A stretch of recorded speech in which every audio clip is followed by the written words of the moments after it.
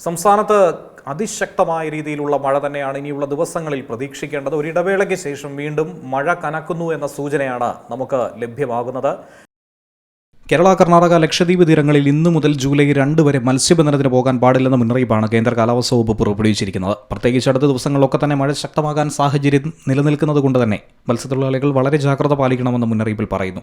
കേരള, കർണാടക, ലക്ഷദ്വീപ് തീരങ്ങളിൽ മണിക്കൂറിൽ 40 മുതൽ 50 കിലോമീറ്റർ വരെയും ചില അവസരങ്ങളിൽ മണിക്കൂറിൽ 60 കിലോമീറ്റർ വരെയും വേഗതയിൽ ശക്തമായ കാറ്റിനും മോശം കാലാവസ്ഥയ്ക്കും സാധ്യതയുണ്ട്.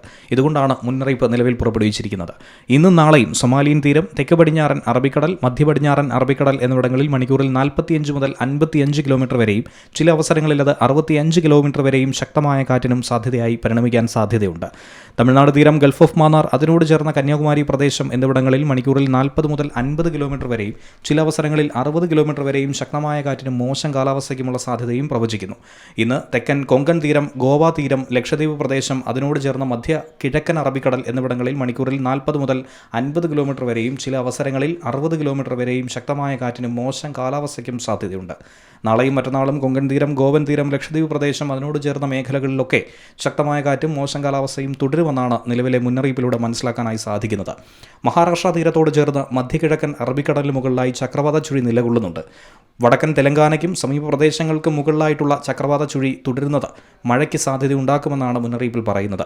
ഇപ്പോൾ തീരദേശ ആന്ധ്രാപ്രദേശിൻ്റെ വടക്കൻ ഭാഗങ്ങളിൽ തുടങ്ങി ഛത്തീസ്ഗഡ്, മറാത്ത്വാഡ എന്നിവിടങ്ങളിലേക്ക് നിലനിൽക്കുന്ന രീതിയിൽ മധ്യ മഹാരാഷ്ട്ര വരെ സമുദ്രനിരപ്പിൽ നിന്ന് 4 കിലോമീറ്റർ ഉയരത്തിൽ ന്യൂനമർദ്ദപാത്തിയും നിലകൊള്ളുന്നുണ്ട്.